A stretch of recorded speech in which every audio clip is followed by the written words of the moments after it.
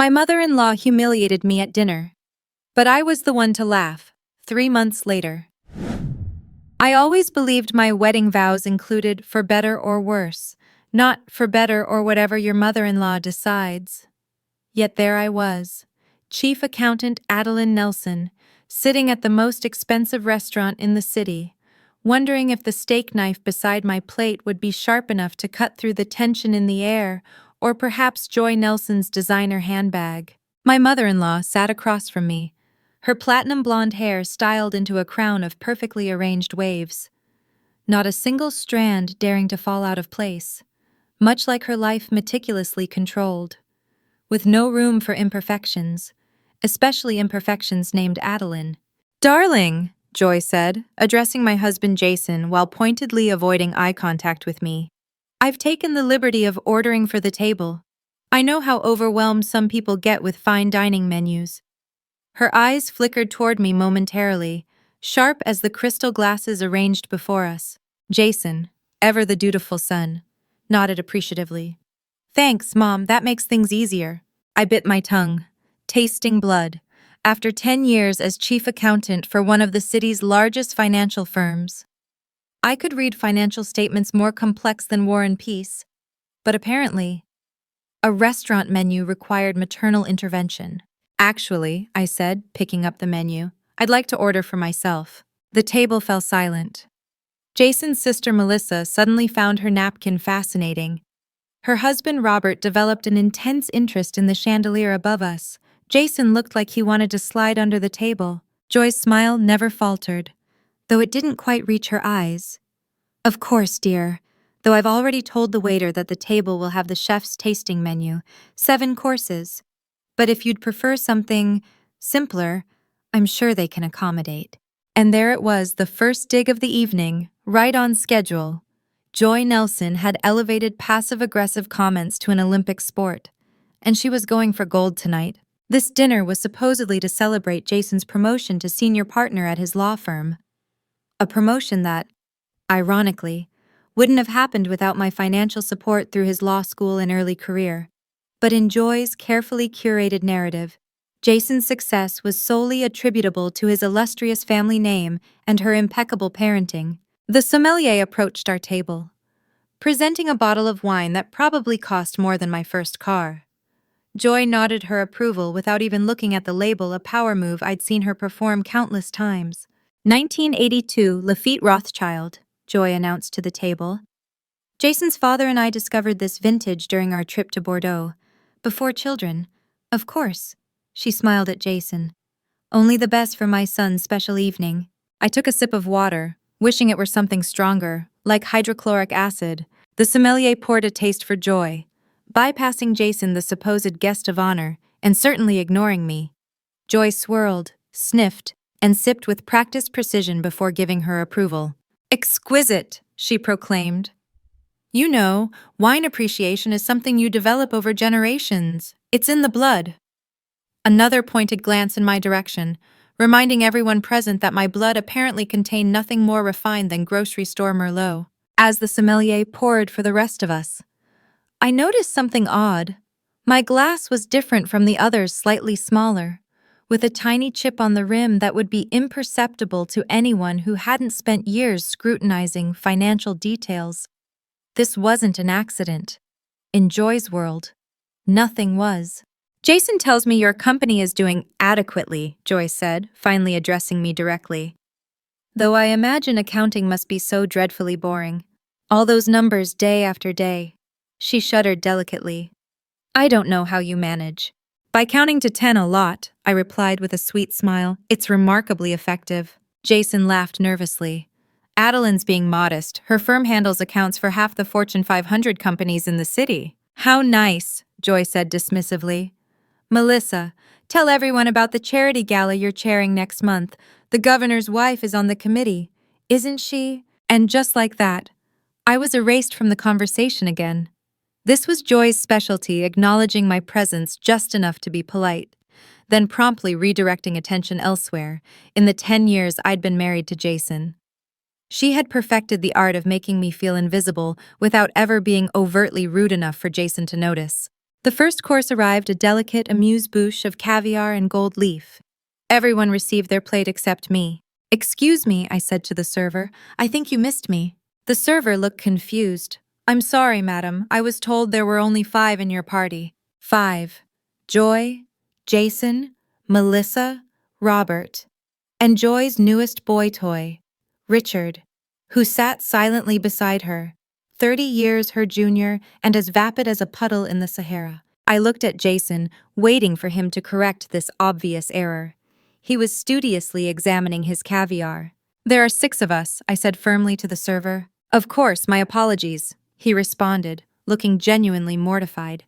"I'll bring yours right away." Joy sighed dramatically.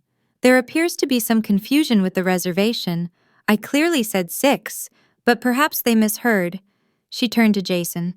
"Darling, do try the caviar before it gets warm. It's beluga, imported specially." Jason, ever obedient to his mother's wishes, took a bite. "Amazing, Mom, really." The server returned with my portion, setting it down with an apologetic smile as he walked away. I caught sight of Joy giving a slight nod to the maitre d' who hovered nearby. That's when I knew this wasn't a mistake, this had been planned. I picked up my fork, calculating my next move as precisely as I balanced financial statements. Joy wanted me humiliated. Jason was too spineless to intervene, and I was expected to endure it all with a pleasant smile. Not tonight. The second course arrived, a truffle and mushroom soup that probably cost more than a decent mortgage payment. This time, I received my portion with everyone else, but as I brought the spoon to my lips, I noticed something off about the aroma. One taste confirmed my suspicion my soup was oversalted to the point of being inedible. "Is something wrong with your soup, Adeline?" Joy asked, all innocent concern. "You're making such a face." "It's a bit salty," I admitted. "Really, mine is perfect," Joy said, taking another spoonful. "Perhaps your palate isn't accustomed to fine dining." Jason tried my soup and winced. "It is pretty salty, Mom." "Well, these things happen," Joy said dismissively. "I'm sure the chef is doing his best. Not everyone can maintain consistency." I set down my spoon, my appetite rapidly disappearing along with my patience. Actually, Chef Michel is known for his impeccable consistency. He won the International Culinary Excellence Award 3 years running. Joy's perfectly plucked eyebrows rose slightly. "You follow chefs now? How unexpected." "I follow excellence in all fields," I replied evenly. "It's how I became chief accountant before 40. Joy's lips tightened. Before she could respond, the server reappeared to clear our plates. When he reached for my barely touched soup, I gently touched his arm. "Could you please tell Marcel that Adeline is dining tonight?" I asked quietly. The server's eyes widened in recognition. "Of course, madam, right away." Joy's expression flickered between confusion and annoyance. "You know the staff here?" "Not all of them," I said, taking a sip of water. "Just the important ones." Jason looked between us, sensing tension, but, as usual, choosing to ignore it. "So, Robert, how's the new boat coming along?" As Robert launched into a detailed description of his yacht renovations, I caught Joy studying me with newfound wariness. Good. It was time she realized I wasn't the same pushover who had married her son a decade ago. 5 minutes later, a distinguished man in chef's whites approached our table, his face breaking into a genuine smile when he saw me. "Adeline, ma chérie," he exclaimed, taking my hands and kissing both cheeks. "Why did you not tell me you were coming tonight? I would have prepared something special." "Hello, Marcel," I said warmly. "It was a last-minute arrangement." Chef Marcel Renaud, owner of Le Ciel and 3 other Michelin-starred restaurants in the city, looked around the table. "And this must be your family. I am honored to have you dining with us tonight." Joy's face had gone from confident to confused to downright shocked in the span of seconds. "You know each other?" she asked carefully. "Know each other?" Marcel laughed. "This woman saved my restaurants, the best accountant in the city. Non, she found the embezzlement that my previous manager had hidden for years." He turned to me. "I still owe you for that, ma chérie." "It was just doing my job, Marcel," I said modestly. "Non. Non, it was brilliance. And now," he lowered his voice dramatically, "I hear the IRS is very interested in those cooked books you discovered." I smiled. "I wouldn't know anything about that. Of course, Marcel winked. Of course, he straightened up. Now, I insist on preparing something special for you and your table. And that soup sacre bleu. Someone has sabotaged my kitchen. I will investigate immediately. As Marcel stormed back toward the kitchen, barking orders in rapid French, the table fell silent. Joy's face had turned the exact shade of the expensive rosé in her glass. You never mentioned you knew Chef Renaud, Jason said, sounding impressed despite himself. You never asked, I replied simply. Joy recovered quickly, her social training kicking in. Well, isn't that convenient? Though I've always found Marcel a bit overrated. His nouvelle cuisine lacks the traditional foundation that truly exceptional French cooking requires. And yet you chose his restaurant for tonight's celebration, I observed. It's about appearances. Dear, Joy said with a condescending smile. In our circle, being seen at the right places matters more than the actual experience. I nodded. Substance versus style. I've noticed that distinction in many aspects of life. The rest of the meal proceeded with a new undercurrent of tension. Marcel sent out course after exquisite course, each one accompanied by his personal attention to our table, or more specifically, to me. Joy's attempts to reclaim control of the evening grew increasingly desperate. Jason, she said during the fourth course, have you told everyone about the summer house your father and I are gifting you 5 acres on the lake, with a private dock? We thought you could use somewhere to escape on weekends. Jason looked surprised. That's the first I'm hearing of it, Mom. Joy waved her hand dismissively. Well, we were going to make it official at Christmas, but I thought tonight was appropriate. The paperwork is already being drawn up in your name only. Of course. She glanced at me. Family property should stay in the family. I set down my fork. How thoughtful. Though I'm curious why you didn't mention this during our dinner last month when we discussed our plans to buy a vacation property in Colorado. Jason choked on his wine. Adeline. Oh, Joy's eyes narrowed. Jason didn't mention any plans to me. Didn't he? How odd. We've been saving for it for 3 years. My year-end bonus was going to be the final piece. Joy turned to Jason. Darling, you know the lake house has always been in our family plans. Your father learned to sail on that lake. Jason looked trapped, his gaze darting between his mother and me. I think there's been a misunderstanding. No misunderstanding, I said calmly. Just a pattern, like when we planned to renovate our kitchen last year, and suddenly you decided your office needed a complete overhaul instead. Or when we were going to take that anniversary trip to Japan, but your mother's birthday celebration in the Hamptons mysteriously landed on the same weekend. The table had gone silent again. Melissa and Robert were studying their plates with intense focus. Richard, Joy's companion, looked like he wished he could disappear entirely. This is hardly appropriate dinner conversation, Joy said, her voice tight. You're right, I agreed. There's never an appropriate time to discuss how you systematically undermine our marriage. It's always inconvenient. Jason placed his hand on my arm. Adeline, please, not tonight. I looked at my husband's face, handsome, familiar, and pathetically conflict avoidant. The face of a man who had spent 40 years trying to please his mother and would likely spend 40 more doing the same. When, Jason? When is the right time? After another decade of canceled plans and diverted funds. After your mother has successfully written me out of every significant decision in our lives. You're being dramatic, Joy said dismissively. Jason makes his own decisions. I laughed, genuinely amused for the first time that evening. Does he? Let's test that. I turned to my husband. Jason, tell your mother about your actual promotion. Jason paled. Adeline, that's not… Tell her, I insisted. Tell her that you weren't promoted to senior partner. Tell her that you were passed over again because the partners think you lack backbone.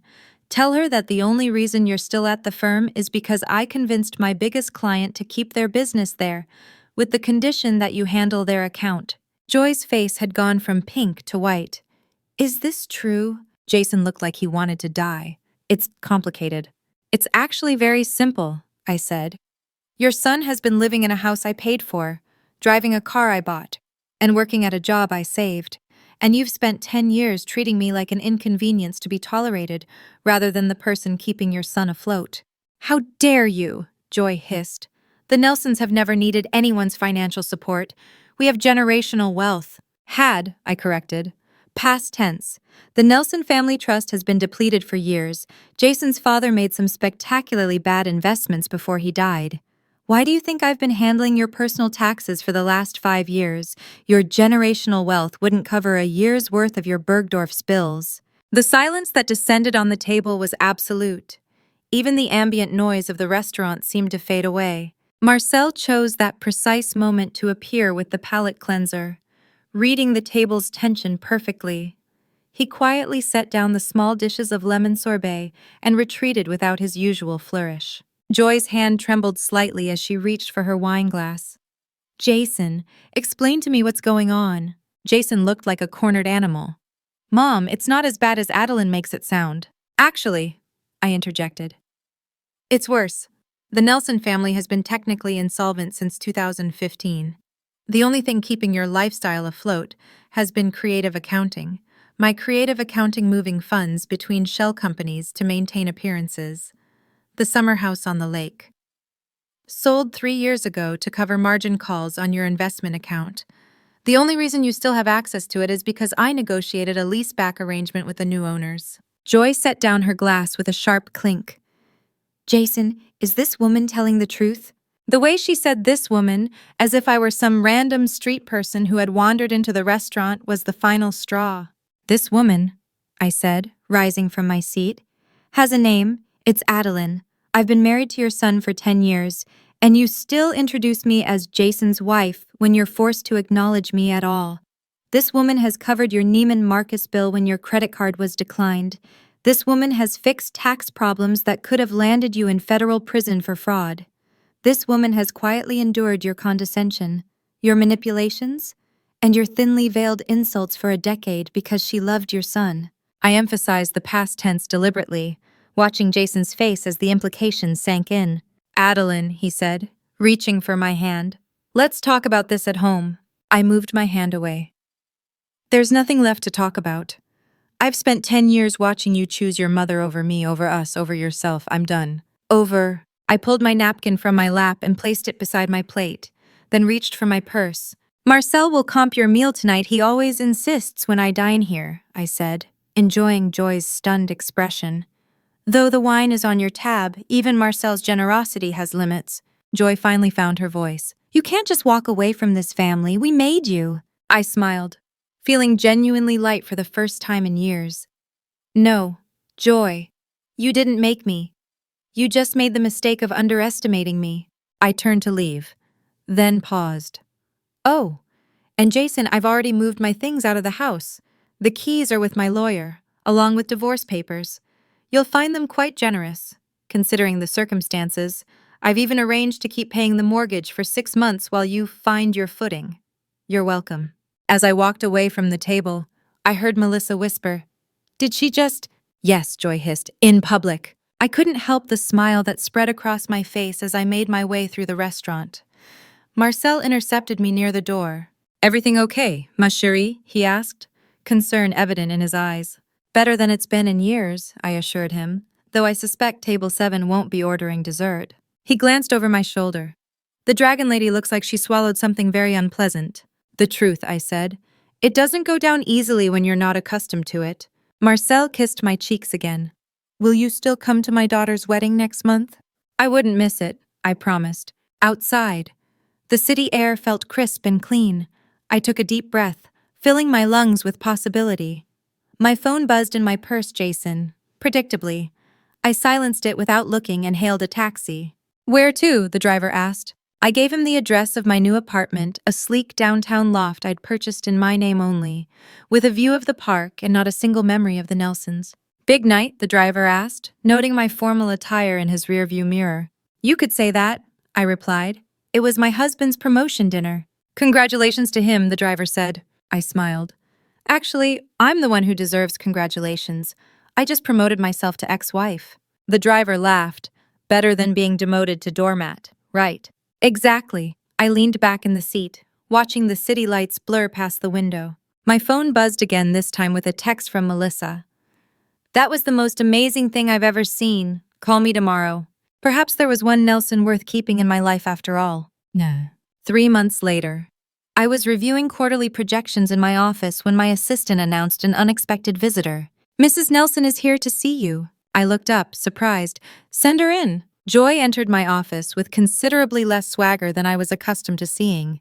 Her designer outfit was last season's. Her jewelry noticeably more subdued. The divorce proceedings had revealed the full extent of the Nelson family's financial troubles, and even Joy couldn't maintain appearances indefinitely. "Thank you for seeing me," she said stiffly, remaining standing until I gestured toward the chair opposite my desk. "What can I do for you, Joy?" I asked, genuinely curious. "If it's about the divorce, you should contact my lawyer." "It's not about the divorce," she said, folding her hands in her lap. "It's a professional matter." I raised an eyebrow. "Go on?" "I need an accountant," she said, the words clearly difficult for her to articulate. "Someone discreet, who understands complex situations." I leaned back in my chair.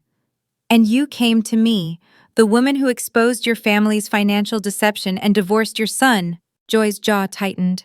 "I came to the best. Politics aside, you're the most qualified person for this situation." "Which is?" "The IRS is auditing me, personally. Not the family trust, not the foundation, me." She swallowed visibly. "I need someone who already knows where the bodies are buried, so to speak." I studied her for a long moment. Joy Nelson, asking for my help. The universe had a strange sense of humor. "Why should I help you?" I asked bluntly. "Because you're a professional," she replied with equal directness. "And because I'm willing to pay your full rate, no negotiation." I tapped my pen against my desk, considering. "And Jason, how is he handling life in the real world?" A flash of genuine pain crossed Joy's face. "He's struggling. The firm reduced his position once your client took their business elsewhere. He's living in a one-bedroom apartment in Brooklyn." She said Brooklyn, the way most people might say sewage treatment facility. "I see," I said neutrally. "And your relationship?" Joy looked away. "He blames me, says I cost him the only good thing in his life." She met my eyes again. Were you the only good thing?" The question surprised me with its sincerity. "I tried to be," I answered honestly. "But your son needs to learn to stand on his own before he can be good for anyone, including himself." Joy nodded slowly. "Perhaps you're right." She straightened her shoulders. "About my audit," I opened a drawer and withdrew a business card, sliding it across the desk. "This is Andrew Chen, the best tax attorney in the city. Tell him I referred you. He'll sort out your audit." Joy looked surprised. "You're not taking me as a client?" "No," I said simply. "I've spent enough of my life dealing with Nelson family finances, but Andrew is excellent, and he owes me a favor." I stood, indicating our meeting was over. "Consider it a parting gift." Joy rose, tucking the card into her purse. "Thank you," she said stiffly. At the door, she paused. "Jason misses you, more than he can express." "I know," I said, "but missing someone isn't the same as being willing to change for them." After she left, I walked to the window of my corner office, looking out at the city below. Sometimes the best revenge wasn't a dramatic confrontation or public humiliation. Sometimes it was simply building a life so complete and satisfying that those who once diminished you were forced to acknowledge your worth, even if that acknowledgement came too late. My intercom buzzed. "Chef Marcel on line 2, my assistant announced. "About the charity dinner next week." I smiled, returning to my desk. "Put him through." "Ma chérie," Marcel's exuberant voice filled the line. "I have the most magnificent menu planned, and guess who will be seated at the head table with us? The mayor and his wife." "Sounds perfect, Marcel," I said, genuinely pleased. "And I saw in the society pages that your ex-mother-in-law's annual gala has been, how do you say, downgraded this year from the plaza to some hotel in Midtown. Très tragique." I laughed. Life has a way of finding balance, doesn't it? After finishing my call with Marcel, I opened my calendar and noted an appointment for the following week, a coffee date with Melissa, who had finally found the courage to pursue art school against her mother's wishes. Small rebellions, but meaningful ones. My office door opened again, and my assistant poked her head in. The board meeting starts in 10 minutes, and the CEO wants to discuss your promotion to CFO beforehand. I'll be right there, I said, gathering my materials. As I walked to the conference room, I found myself thinking about that dinner 3 months ago, the turning point that had freed me from a decade of diminishment. It hadn't been the grand confrontation that changed everything, but the quiet decision that followed to value myself more than anyone else's approval. The real victory wasn't in putting Joy in her place or exposing Jason's weaknesses, it was in reclaiming my own worth.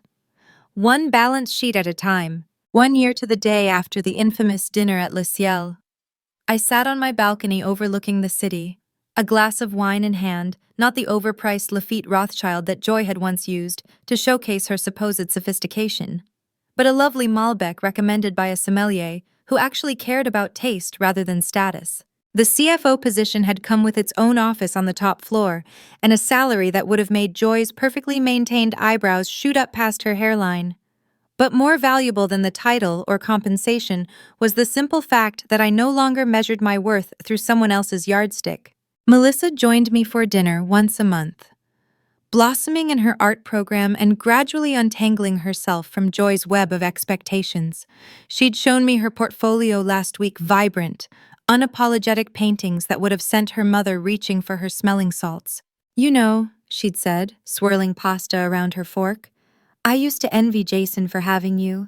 Now I just envy your freedom." As for Jason, I heard through Melissa that he'd finally found a backbone, though not the one I'd hoped for.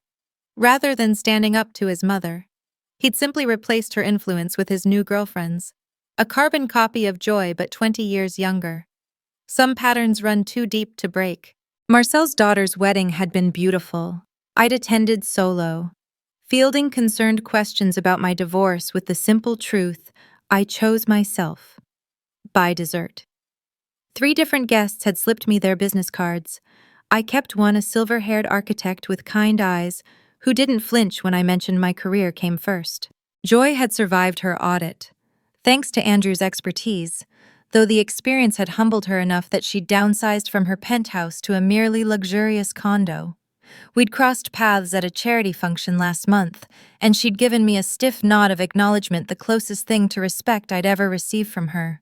The balance sheet of my life had finally reached equilibrium. The assets, freedom, self-respect, genuine relationships, work that mattered, the liabilities none worth mentioning.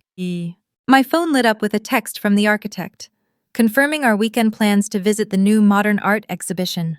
I smiled and typed back a quick response before returning my attention to the sunset painting the sky in shades of possibility. In accounting, there's a concept called sunk cost expenses already incurred that cannot be recovered. The trick is knowing when to stop throwing good resources after bad, and when to invest in something with actual returns. I had spent a decade on a losing proposition, but that didn't mean the next chapter would follow the same ledger. I raised my glass to the fading light. Some might call it a toast to new beginnings, but I knew better. This wasn't a beginning, it was a continuation of the life I should have been living all along.